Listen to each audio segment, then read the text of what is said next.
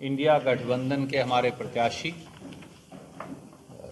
आदरणीय सुशील गुप्ता जी, जो पूर्व सांसद भी हैं, मैं और आपको मालूम, हरियाणा के युवाओं से ग्रुप डी की भर्ती के विश्वासघात का वो विषय है।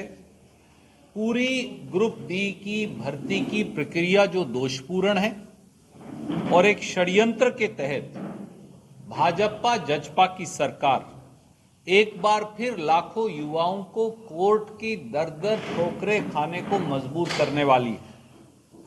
वो विषय है हरियाणा के युवाओं से छल फरेब धोखा, जो भाजपा जजपा का डीएनए बन गया है।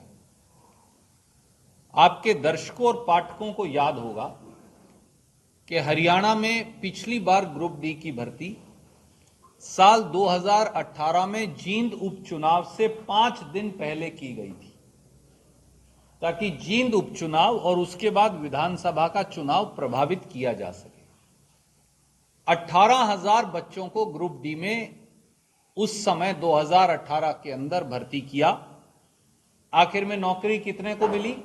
6 से 7,000। 18 के 18,000 को ज्वाइन करवा दिया।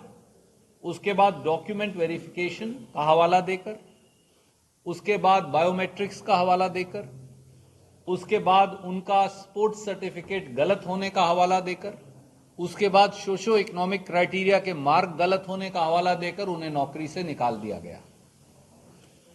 4,000 के करीब बच्चे ऐसे थे जिनमें कैथल जिले के, जींद जिले के बहुत बच्चे मुझे मिले। जैसे एक ब्राह्मण समाज की हमारी बिटिया जिसने मास्टर्स इन इंजीनियरिंग इलेक्ट्रॉनिक्स में की थी, वो मिली। उसको कुक लगा दिया और कहा कि तुमको कपड़े भी धोने हैं पूरे पुलिस के लोगों के।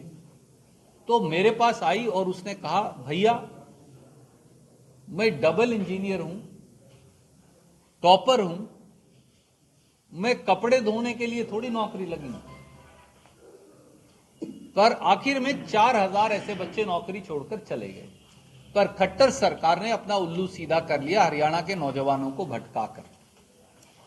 साथियों, जो आज गुप्ता जी, मैं और श्वेता जी आपके सामने लेकर आए हैं, वो उससे भी बड़ा खुलासा है, जो अभी तक की 2018 के बाद 5 साल तक खट्टर सरकार कुंभकर्णी नींद सोए रही। कोई ग्रुप डी की भर्ती नहीं हुई। अब फिर चुनाव आया है लोकसभा का, तो लोकसभा चुनाव से बिल्कुल ठीक पहले शकुनी की चौपड़ फिर फैला दी गई है। 13 और 14 मार्च 2024 को लोकसभा चुनाव की जो घोषणा है वो संभावित है, और उसके 3 महीने यानी 90 दिन के अंदर अंदर ये हमारे विधानसभा के चुनाव हो जाएंगे सितंबर 2024 में। तो 7 मार्च 2024 को, यानी 2 दिन पहले, रात के 12:20 पर खट्टर साहब ने और उनके Haryana service cell counter HSSC ने रात को 12:20 पर रिजल्ट निकाल दिया ग्रुप डी की 10,997 भर्तियों का। टोटल पोस्ट थी 13,536, 3,000 तो यहीं खा गए, उनका रिजल्ट ही नहीं निकाला। पर 10,997 का निकाला, तो 2,536 तो पहले ही कम कर दी। ग्रुप डी का ये रिजल्ट सुशील गुप्ता जी, मैं और श्वेता जी इल्जाम लगाते हैं ये त्रुटिपूर्ण और दोषपूर्ण है। एक बार फिर आनन फानन में सब 10,997 बच्चों को रात रात में ज्वाइन करवाया जा रहा है, ताकि फिर ये कोर्ट कचहरी के चक्कर में उलझ जाए। ना डॉक्यूमेंट वेरिफिकेशन हुई, ना ऑफलाइन कोई वेरिफिकेशन हुई, ना बायोमेट्रिक्स हुए, ना सर्टिफिकेट्स की जांच हुई, ना यस नो की ऑप्शन दी, सीधे ज्वाइन करवा रहे, ताकि फिर अपनी छाती पीट लेंगे, छाती ठोक लेंगे, पीठ थपथपा लेंगे कि हमने इतने बच्चों को भर्ती किया, बाद में उनमें से 10,997 में से पता चलेगा 7,000 को नौकरी नहीं मिली, बाद में वो निकल गए। ये इसी प्रकार से पर्दा डाल रहे हैं, और इसको लेकर हम आपके सामने कुछ महत्वपूर्ण तथ्य लेकर आए हैं। 8 महत्वपूर्ण तथ्य हैं। पहला तथ्य, भाजपा जजपा सरकार व HSSC ने दो तरह का रिजल्ट निकाल दिया। आप कहेंगे वो कैसे हो सकता है सर, दो रिजल्ट कैसे आ सकते हैं एक ही पोस्ट के? एक है जिसको बोलते हैं CET स्कोर और एक है CET मार्क्स।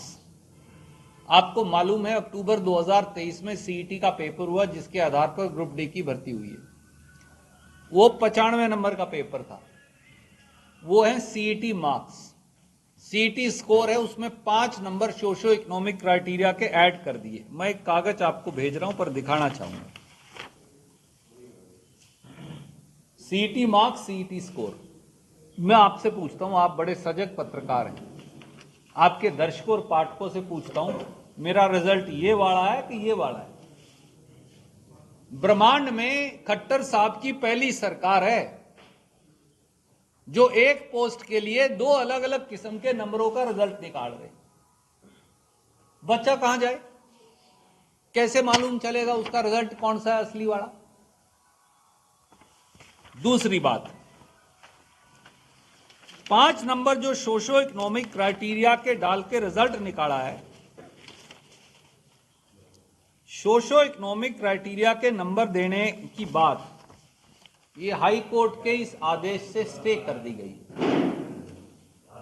कि आप सोशो इकोनॉमिक क्राइटेरिया के नंबर नहीं दे सकते। मैं उसकी 4 ऑपरेटिंग लाइन पढ़ देता हूं ऑर्डर की।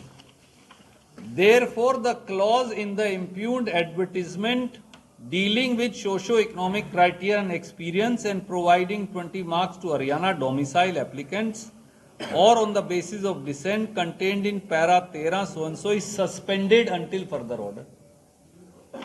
तो भैया आप कोर्ट ने स्टे कर रखे हैं सोशो इकोनॉमिक क्राइटेरिया के नंबर, आप वो नंबर देकर रिजल्ट निकाल रहे हो। मैं ज्वाइन कर लूं, उसके बाद ये अपहोल्ड हो जाए, फिर मैं ये क्या करूंगा? इतने बच्चों की शादी हो जाएगी, फिर 4 साल बाद, 2 साल बाद, 1 साल बाद आप उन्हें नौकरी से निकाल देना। तो आप ये क्यों नहीं बता रहे बच्चों को कि सोशो इकोनॉमिक क्राइटेरिया के नंबर स्टे कर रखे हैं कोर्ट ने? तो फिर दे कैसे रहे हो अगर स्टे कर रखे हैं? तीसरी हेराफेरी जो कर रहे हैं खट्टर साहब, मुख्यमंत्री श्री मनोहर लाल खट्टर ने सार्वजनिक तौर से वादा किया था कि ग्रुप सी का रिजल्ट पहले निकालेंगे, ग्रुप डी का रिजल्ट बाद में निकालेंगे। आप पूछेंगे क्यों? इसलिए सर कि ग्रुप सी में भी बच्चे ने अप्लाई किया है, ग्रुप डी में भी बच्चे ने अप्लाई किया है, क्योंकि ये छोटी पोस्टें, तो मुझे लगता है यार ये मिल जाए या ये मिल जाए। ग्रुप सी का अगर आप पहले निकालते तो जो बच्चे ग्रुप सी में भर्ती हो गए वो ग्रुप डी से अपने आप बाहर हो जाते, क्योंकि उससे तो ग्रुप सी की नौकरी मिल गई। अब आपने ग्रुप डी का पहले निकाल दिया। इन 10,997 बच्चों में से 4,000 बच्चे ग्रुप सी में भी सिलेक्ट हो गए, तो ये तो ग्रुप डी से सी में चले जाएंगे, तो 4,000 पोस्ट फिर खाली रहेगी। 5 साल में तो आपने ये भरी है, उनमें भी आप 2356 पोस्ट खा गए, 13,536 पोस्टें थी। अब आपने ग्रुप सी का डी का पहले निकाल दिया। मैं आपके अखबारों में छपी थी सब में, ये लो, ये खट्टर साहब ने का वादा था, मेरे पास उसका टेप भी है। सरपंच साहब आओ, बैठो जी जनाब, बैठो। तो इसका टेप भी है अपने पास, ये उन्होंने वादा किया था, मैं आपको भेज रहा। तो अब खट्टर साहब अपने वादे से मुकर क्यों रहे हैं? उनके वादे की जबान की कोई कीमत है या नहीं? 5 नंबर दे रहे हैं, ये परिवार पहचान पत्र में लिखी आय के आधार पे दे रहे हैं डेटा जो है। आपको ये मालूम है, हमने ये साबित कर दिया था कि परिवार पहचान पत्र का डेटा गलत है या फ्रॉड्यूलेंट है। तो ये नंबर आप अभ्यर्थी हैं, आपको मिल गए, बाद में आपका आय का डेटा गलत मिला, फिर आपको नौकरी से निकालोगे? ये क्या कर रहे हैं आप? गलत डेटा के आधार पे नंबर देके बच्चे को भर्ती कर रहे हैं, फिर बाद में उसे नौकरी से निकालोगे, पोस्ट फिर खाली, भरनी आपने है ही नहीं 5-5 साल। अगली बात, ये ग्रुप डी का जो पेपर हुआ था अक्टूबर 2023 में, ये पेपर लीक हो गया था और इस पेपर को लेके जो नहीं बता रहे खट्टर साहब और पूरी बीजेपी, जेजेपी, दुष्यंत चौटाला, इस पे एफआईआर दर्ज है। ये सबसे सनसनीखेज खुलासा है। किसी के ऊपर ये चोरी करके बेचने का इल्जाम हो, एफआईआर दर्ज हो, तो आप खरीदोगे तो आप नहीं फंसोगे उसे, आप भी फंस जाओगे। ये वो एफआईआर की कॉपी है जो मैं आपको भेज रहा हूं। दिल्ली पुलिस में एफआईआर नंबर 807/21/10/2023 को पुलिस स्टेशन रनहोला में दर्ज हुई थी। अगर पेपर लीक हो गया, और मैं ये अकेला मैं नहीं कह रहा, ये आप लोगों के समाचार पत्रों ने भी कई खबरें छापी, जो शर्मा जी ने प्रिंट ही नहीं लिया जिनका, पर मैं आपको भेज देता हूं, फिर भी भेज रहा हूं आपको। कई इसकी खबरें छपी हैं, मैं आपको भेज रहा हूं वो खबरें। अगर पेपर लीक हो गया, पेपर लीक की एफआईआर दर्ज है, उसकी जांच चल रही है, कल को उसमें वो सच मिला, उसके आधार पे आप भर्ती कर रहे हो, तो बेचारे 11 के 10,997 बच्चे फिर गए नौकरी से। 2 साल बाद, 3 साल बाद आएगा, इतने उनकी शादी हो जाएगी, बच्चे हो जाएंगे, खत्म उनकी जिंदगी। फिर वो कोर्ट के कचहरी के चक्कर काटते फिरेंगे। कर क्या रहे हो खट्टर साहब आप? अक्टूबर 2023 में जब पेपर हुआ, आपको याद है, हम बार बार उठाते हैं, ये गलत सवाल या गलत जवाब दे देते हैं। ये पूछो, ये माइक जो है ये कैथल सिटी का है, जवाब लिख देंगे पंजाब केसरी का है, तो जवाब गलत है, तो बच्चे ऑब्जेक्शन देते हैं। 100 रुपया हर सवाल के साथ, एतराज के साथ जमा कराना पड़ता है। उसके बाद ये फाइनल आंसर की जारी करते हैं। पहले एक आंसर की जारी की, जिसमें लिख दिया ये माइक पंजाब केसरी का, सबको दिखता है माइक कैथल सिटी का है, पंजाब केसरी का नहीं है, ये पीटीआई का है। लिख दिया ये तो न्यूज 24 का है, तो गलत है। तो बच्चे ने ऐतराज किया कि ये आपने गलत लिख दिया जवाब, तो इन्हें फाइनल आंसर की जारी करनी है। कितने ऑब्जेक्शन एक्सेप्ट हुए, कितने ऑब्जेक्शन रिजेक्ट हुए, और फाइनल जवाब ये हैं, ताकि बच्चे को पता चले कि उसने ये इतने सवाल उसके सही थे, इतने उसके नंबर आए। इस बार फाइनल आंसर की जारी नहीं की। अब कोई बच्चा आप आज नहीं जारी की, वो उन सवालों को लेके कोर्ट तो जाएगा। अगर आपने मेरे को ये कह के नंबर काट दिए कि ये माइक आज तक का है पर है पंजाब केसरी का, तो मैं जाऊंगा ना कोर्ट। जब जाऊंगा तो ये रिजल्ट फिर खारिज हो जाएगा, या रिवाइज रिजल्ट देना पड़ेगा, तब फिर सब बच्चे फिर हट जाएंगे। तो आप उन्हें क्यों गधी गेड़ में डाल रहे हो, क्यों चक्रों में डाल रहे हो, क्यों उनकी जिंदगियां नष्ट कर रहे हो, क्यों उन बच्चों को चक्रों के अंदर घुमा रहे हो? क्या उन बच्चों के मां बाप की, उनकी जिंदगी, 10 लाख बच्चा है ये, उनकी जिंदगी का कुछ मतलब है या नहीं? ये पहली बार नहीं हुआ, क्लर्क के पेपरों में इन्होंने ऐसा ही किया, आंसर की फाइनल जारी नहीं की। मैं एक उदाहरण भी देता हूं आपको, क्लर्क के पोस्ट में आंसर की जारी नहीं हुई। बाद में वो बच्चे चले गए कोर्ट ने कहा रिवाइज रिजल्ट जारी करो।